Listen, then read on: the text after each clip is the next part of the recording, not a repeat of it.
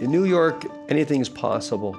It's the energy the city has. I love walking the streets. I love the sounds. I love the busyness of it.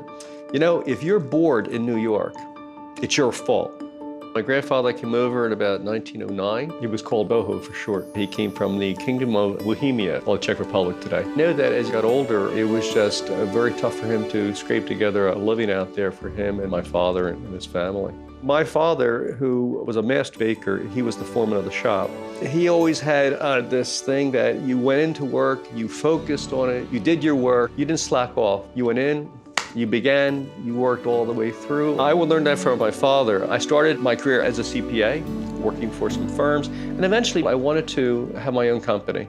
And so I started a CPA firm. While our clients loved their work, we started getting questions from clients along the way that we couldn't answer, like, how's my portfolio doing? Am I saving enough? Will I be able to quit sometime in the future? I started asking myself the same things, and I finally realized one day, answering those questions is going to be much more empowering to a person's life to live the way they want now and in the future than doing just a better tax return.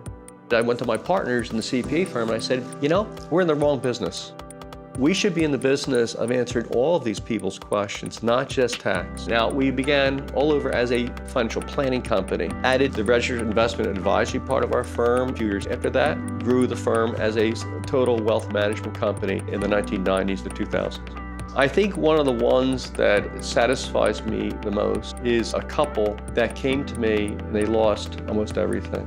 He couldn't even go to the charitable events of the charities he founded. So at the age of 66 and 63, the only thing they had left basically was a very nice home, and they felt they would have to work forever for the rest of their life because there was no way they were going to recover. So I sat with them. I showed them that by doing some things that might be hard, like selling their house, they would have to work, but he only had to work for another 3 or 4 years. And so before the age of 70, they would be financially okay again. And I think that brought tears to their eyes. They never thought that they would be able to do that. The fears of thinking that you're not going to make it, you're not going to get to financial freedom, you're not going to be able to live the life you want, the fear that you might be making poor financial choices, or you have made poor financial choices, and now you have to make more.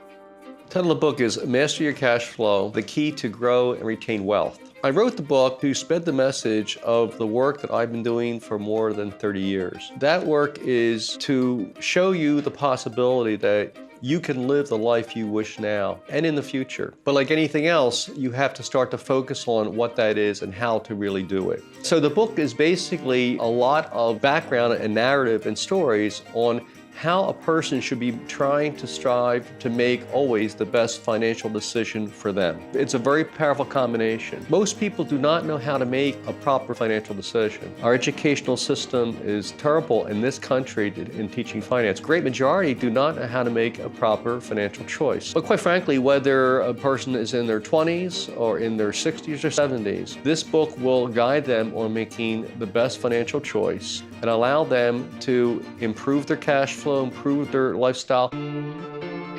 So why don't we talk about that one thing that we can talk about today that's going to be shorter than the days it might take to talk about taxes and estate planning. Let's talk about one thing that can have a great impact on your life and did for me. And if you decide to take the first steps in doing this and looking at this area, I guarantee it's going to raise the probability that you will get more out of life when you want it sooner. My goal as a speaker is getting in front of people, showing them a way, and interacting with them, hearing their questions, hearing their stories. So what do you want to do? Win. You can do better than that. What do you want to do? Win. Right. That's what you want your team to do, to win for you. I know that I can contribute a lot to them to basically making those proper decisions. I live a life today that when I think back at age 6, 13, 15, I could only imagine. And I owe it to people giving me help when I needed it, me handling some of the fears I had, and them being there for me.